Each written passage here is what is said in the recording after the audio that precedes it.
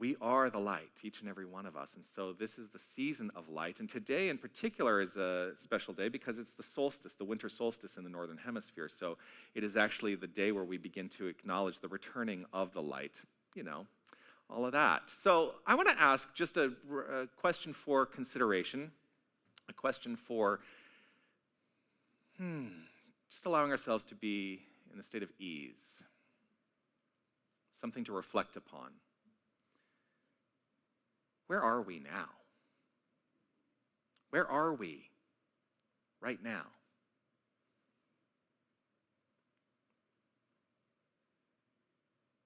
It's easy to consider that, we can relate the answers to that question to where we have been. Might not be as easy to consider where we are going. But I think the most important thing is to acknowledge, where are we right now? I think we are in a state of convergence. That state of convergence, of course, this being the fourth Sunday of Advent. I mean, okay. I'm going to talk about the way that we construct our world with this caveat. The way we construct our world is entirely arbitrary. We're the ones who make decisions about what things mean in our lives. So we say this is the fourth Sunday of Advent. And in Unity, where we have, switched the order of traditional Christianity, the fourth Sunday of Advent in Unity, we attribute to this notion of love. It's arbitrary. It's an arbitrary idea meant to construct something in our lives. There's no thing out there that said, this is the Sunday for love. The idea truly also that the winter solstice has any meaning other than a planetary alignment is something that we have made up. But you know what? I find comfort in the things that we have made up. It allows me to consider life from an alternative point of view. And so I can look at this and say, it's a dark time of year when we experience the significant amount of darkness because the sun happens to be in a different position. Actually, we're in a different position relative to the sun, but I don't need to get into all the details of that. You know what I mean, right? Yes. So where are we right now? If we were to let go of all of those arbitrary things that we make up all the time to determine where we are, how might we answer that? Where are we right now? Again, it's a rhetorical question, or as Reverend William likes to say, it's a Jay-Z question, because I like rhetorical questions. It is through rhetorical questions that I have found deeper insight into my own soul. So that's why I always offer lots of questions in my messages and try not to offer too many answers, because I want you to find the answers within yourself. Like I said, I'm not here to tell you what to believe. I'm not here to tell you what to think. This is a journey of self-discovery. So where are we now? How are we feeling? How are we truly feeling? A lot of people have a challenge with this time of year, right? Some emotion just came up through me. I don't even know what it's related to, but just asking the very question, how are we truly feeling right now, has brought something up in me that I cannot articulate. But there's a certain sadness around it. Are we feeling a collective fatigue? I'll tell you, I'm feeling a bit of fatigue. Is that a collective feeling that we share? Are we feeling like we're in the midst of darkness? Well, let's allow that arbitrary idea to take hold. The arbitrary idea that we are now going to begin to welcome the light. We're in a promise of light returning, culminating in this season of faith and peace and joy, and most importantly, love. It's, I think, a wonderful thing that arbitrarily the calendar happened to land on the fourth Sunday of Advent being on the winter solstice. It just seems like it's perfect to me this year.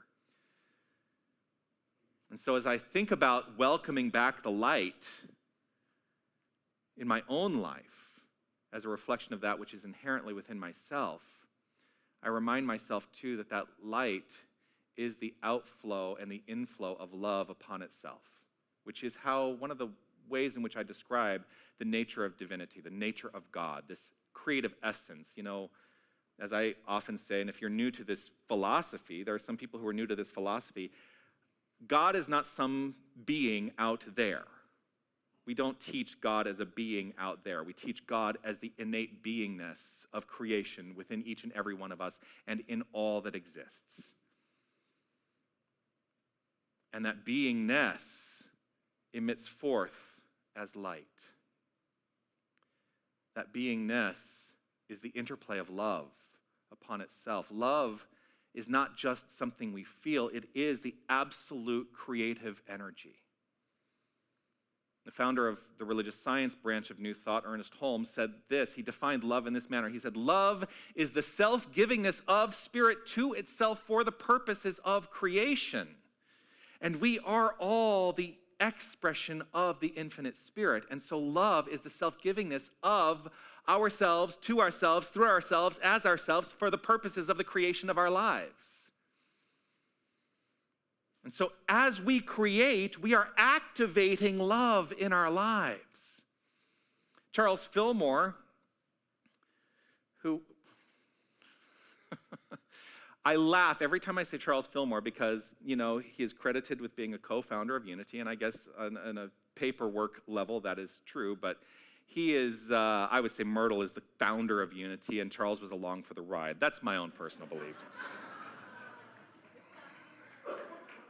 But he did a lot of the writings, he did a lot of the definitions, and so I'm going to offer this. He defined love this way. He said, love is the essence of pure being that binds all creation, the inner quality that sees infinite good in all. Love is the essence of pure being. Can you identify yourself as that? Can you identify yourself as the essence of pure being? Because that is the truth that I hold in my heart to know about you. Love is the essence of pure being. It binds all creation. It binds all creation. There is nothing that is created that is not the essence of love. It is an inner quality that sees infinite good in all. This is how I have decided to live my life. By choosing to see the infinite good in all. Even if I perceive something in the world of form as challenging, my work then as a spiritual being is to practice seeing the infinite good in it. It ain't so easy.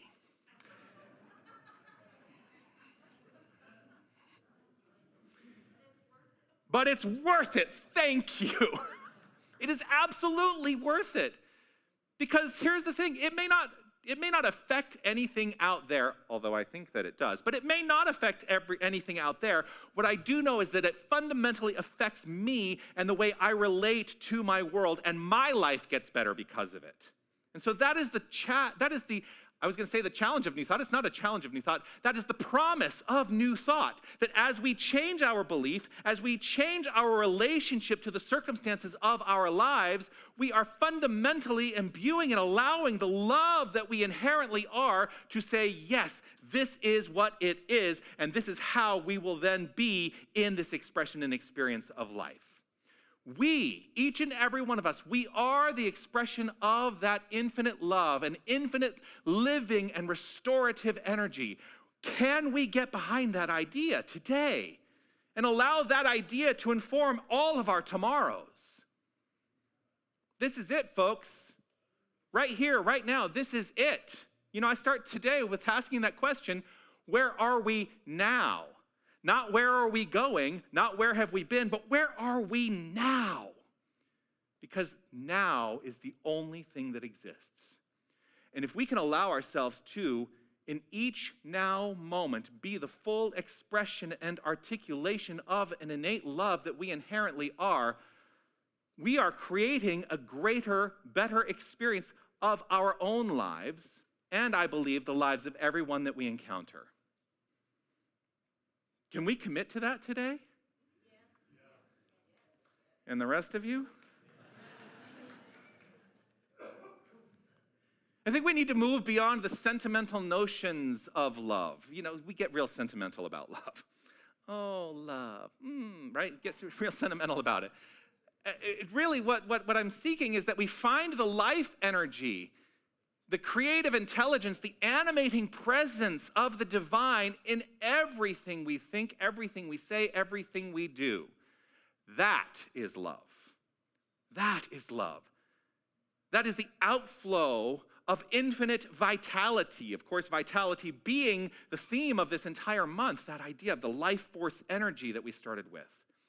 That vitality is so near and dear to my heart that I choose in every moment to remind myself that I am the vitality of the divine, living the life as the presence right here and right now. Here's the thing about vitality, though. Because we can get ourselves into a quandary if we think that vitality is constant, amazing brightness. Vitality sometimes shows up as something counter to that. Vitality is not constant brightness. Vitality is expressed in the challenge as well.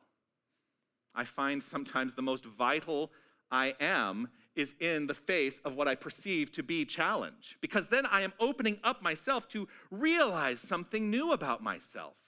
What could be more vital than that? Love as vitality is the capacity to renew, to regenerate, and to rise in every moment. We do not have to be drawn down by the challenge. We are the ones, well, this is what nobody ever wants to hear. We are the ones who created the challenge in the first place. And so we are the only ones who can allow ourselves to renew, regenerate, and rise through the challenge. Nobody ever wants to hear that we created the challenge in the first place, because we are taught in our culture to place blame on things out there. Oh, my checking account doesn't have enough money in it. Well, that's a problem with something out there. It has nothing to do with anything out there. That is simply a reflection of something inherent within me. I'm not saying that any of you have limited checking funds. I can only speak for myself. I'm like, did I just say something out loud that I may not want to admit to? No, not at all.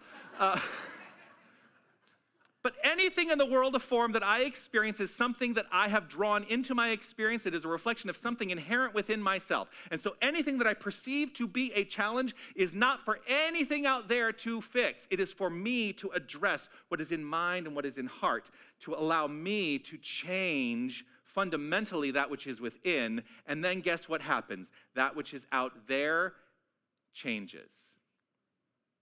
It is up to me to take charge of my life. I try not to be too directive or tell people what to do, but I'm going to do it in this case. It is up to you to take charge of your life. It's great to come here on a Sunday and listen to the tenets of a philosophy, but if you don't put it to work in your life, it's going to do nothing for you.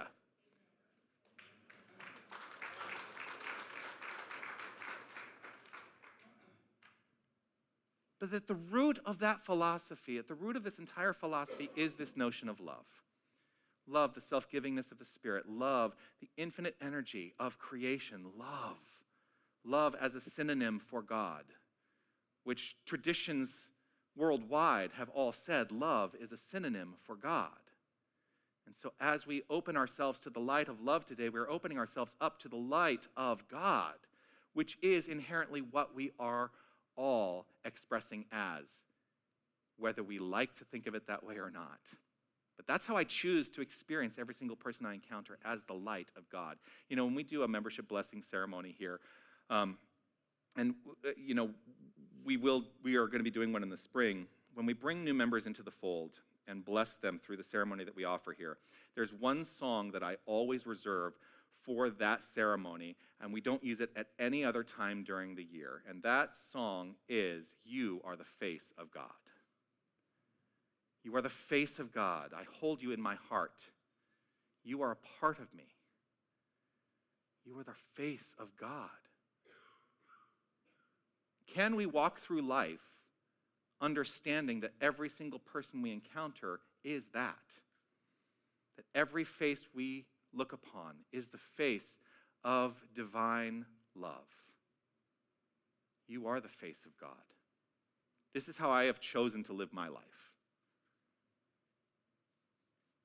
Even in the face of those people that I encounter that may not behave in a way that supports that idea, it is still my responsibility, my choice to see that individual as the face of God.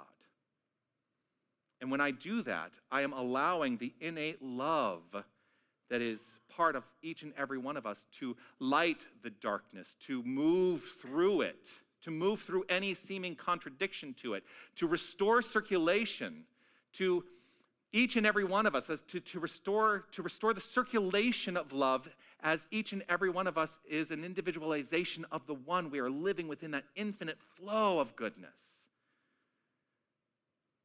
And so yes, today marks the winter solstice in the northern hemisphere of this planet, which we say it's the longest period of night and the shortest period of daylight.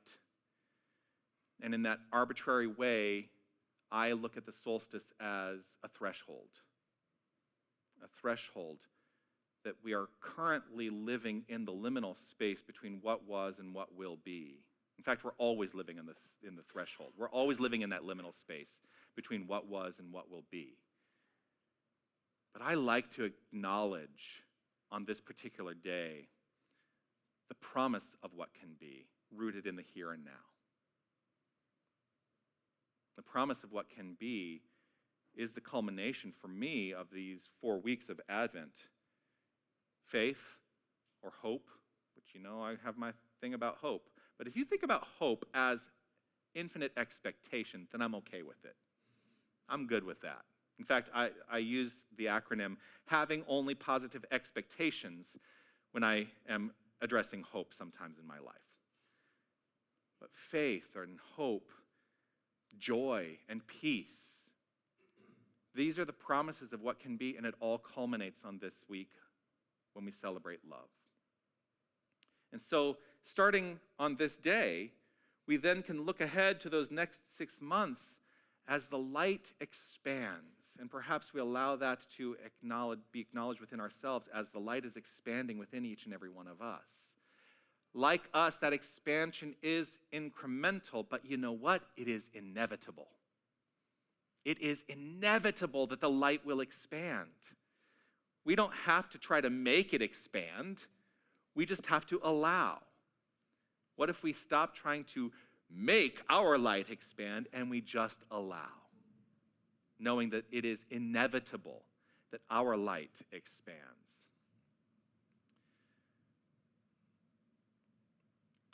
The work of the New Thought spiritual philosophy is entirely inner work. It is the work of a creative intelligence that we all are. And in every single moment, we are, each and every one of us, the outflow of intelligence, of an intelligent demand upon itself. The demand of intelligence upon intelligence. And when intelligence makes a demand upon itself, it answers its own demand out of its own nature and cannot help but do so. And so if you are seeking change in your life, demand change within. Demand it of yourself, because when intelligence makes a demand upon itself, it answers its own demand out of its own nature and cannot help but do so. What appears dormant right now, everything in the wintertime, it seems to go dormant. There's still a livingness at the core of all of it. But what appears dormant is likely preparing for expansion.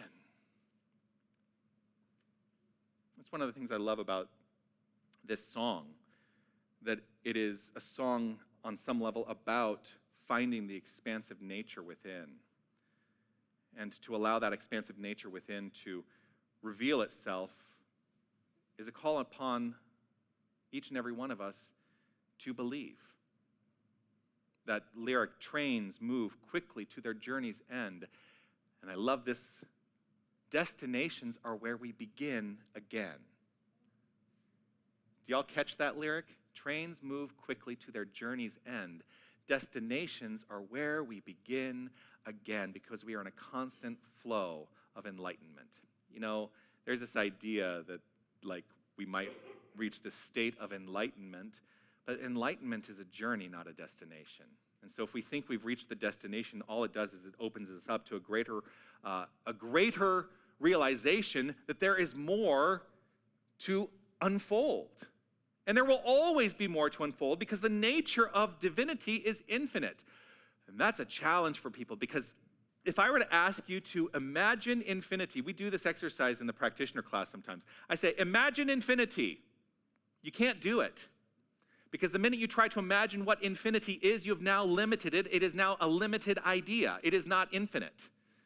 You cannot actually imagine infinity. And so there is always room to grow in this light and in this love. We are on, I think, each and every one of us, a common journey. And this time of year, I think of it as the Christmas train, right? It's the Christmas train. Well, we could call it the Polar Express, but that might be a copyright violation. So I'm going to call it the Christmas train.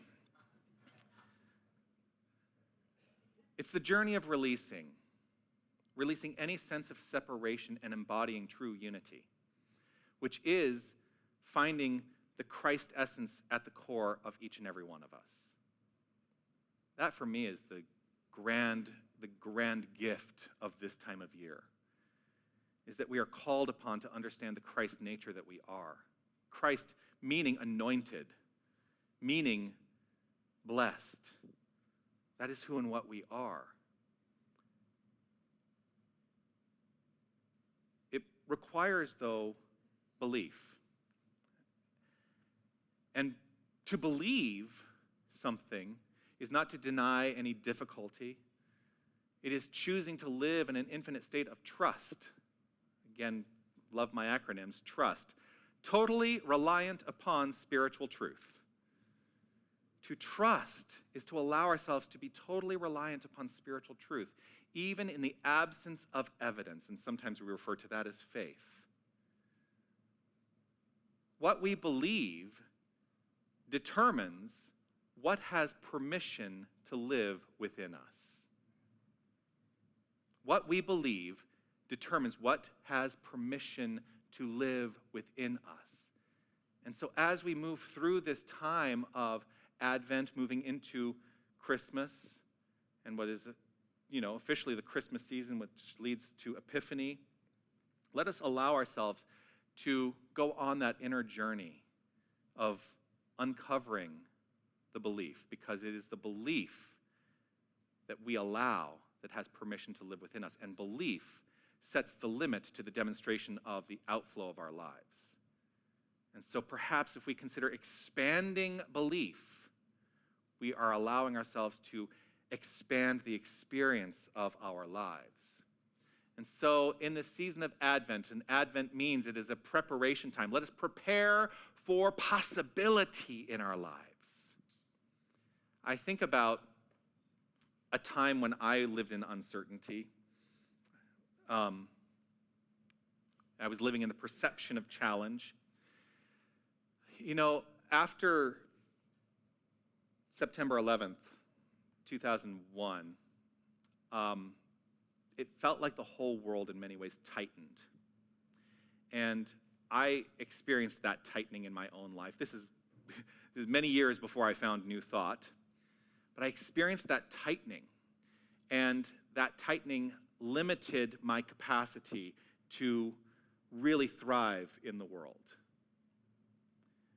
And it was the call to ministry that was an illumination that I didn't have to live within that construct any longer. And that was a surprise. I mean, I've told you the story about my call to ministry because I didn't grow up going to church. Like, that was not my MO. In fact, I was anti-religion and anti-church most of my life. And then I found myself in a Sunday service going, I love this message. I love the message of New Thought. And it was about 6 months later, I'm like, oh my gosh, I'm going to be a minister.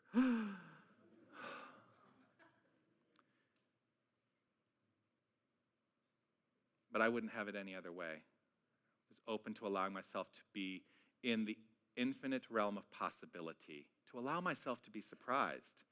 Can we allow ourselves to be surprised? Didn't all happen at once. But what I realize now in retrospect, it's easy to see it in retrospect, is that love restored my innate vitality as I accepted myself as innately divine. And that's how I grew through the experience of that dark time of my life.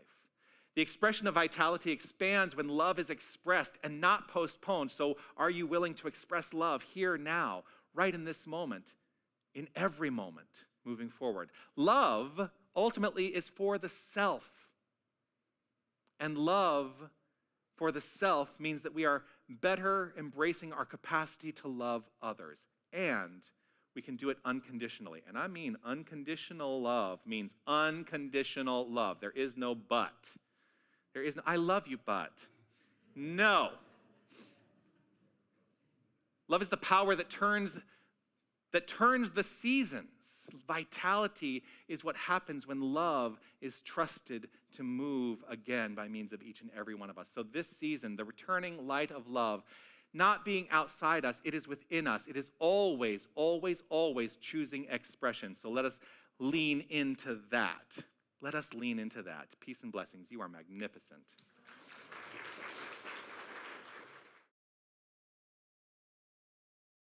And so as we do, I offer a life practice, a practical way of allowing ourselves to engage in a spiritual practice that supports the message of the day. The life practice that I'm offering today is this.